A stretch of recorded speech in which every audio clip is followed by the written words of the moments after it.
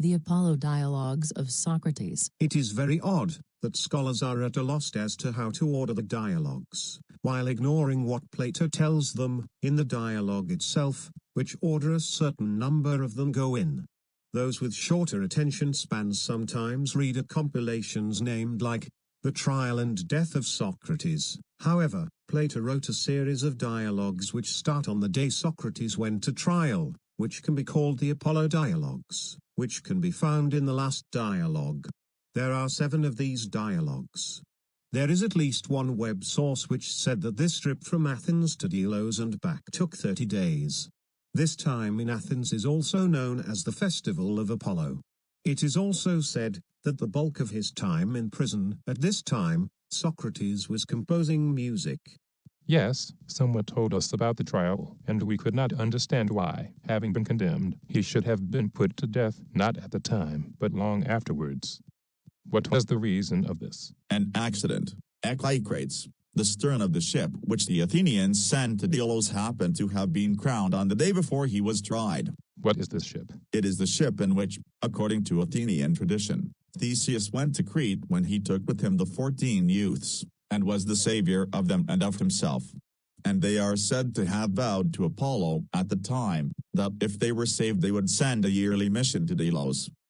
Now this custom still continues, and the whole period of the voyage to and from Delos, beginning when the priest of Apollo crowns the stern of the ship, is a holy season, during which the city is not allowed to be polluted by public executions, and when the vessel is detained by contrary winds, the time spent in going and returning is very considerable.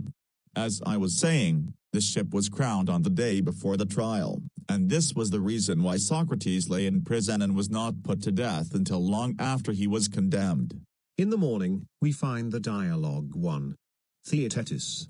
At the conclusion of that dialogue, "And now I have to go to the porch of the king Archon, where I am to meet Meletus and his indictment. Tomorrow morning, Theodorus, I shall hope to see you again at this place." Where he meets Euthyphro, and thus we get dialogue 2. Euthyphro, in which he convinces the self-righteous Euthyphro not to commit sacrilege. After Euthyphro, we arrive at dialogue 3, the apology. Thus, in the first day, we have 3 dialogues. The next day, Theodorus keeps Socrates' wish in Theaetetus for a follow-up dialogue and brings the Athenian stranger with him. Thus we get dialogue 4, the Sophist, and dialogue 5, the Statesman. The day before the ship returns we get dialogue 6, Crito, and the next day, we get the dialogue 7, Phaedo, after the festival is over.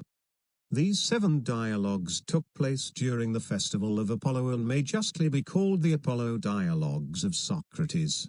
So, even though it appears that no translator of the dialogues seems to have noticed this order, I think we can make a new observation which Plato pointed out himself. So, if you want to be among the first group of people who heard these dialogues in Plato's own ordering, here they are. Wrapping our brain around Plato. As noted in the Bible, and by Plato, we can represent the idea of information processing in the simplest of geometric figures. Plato called the figure dialectical, that is, consisting of 2 parts which can be named, neither one of which can exist in of itself and neither naming a thing. It can be called a relative with incorrelatives, or a material in a shape or form. From it resides the fact that given any material we can parse it, that is, apply some shape to it.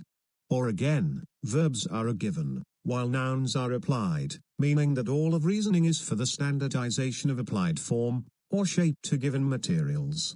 Today, it is called binary information processing. It also means that, as Plato, the definition of a thing, and the computer, tell you the same thing, neither grammar nor reasoning is actually difficult, as we have only to master just 2 parts of speech. Thus, we can only name correlatives, and relatives, meaning the name of a thing is a name of a group using the principle of shape as a container, or database, and the name of a database consists only of what has been named of a particular thing, but does not actually name the thing, but references a knowledge database. Today, mankind is still trying to wrap our brain around binary recursion. There are still no correct grammar books, and no real standardization recognizing dialectic as a standard method of information processing, common to all of mankind. The noun and the verb. I am myself a great lover of these processes of division and generalization. They help me to speak and to think. And if I find any man who is able to see a one and many in nature, him I follow, and walk in his footsteps, as if he were a god. And those who have this art, I have hitherto been in the habit of calling dialecticians. False words are not only evil in themselves, but they infect the mind with evil. Phaedo by Plato,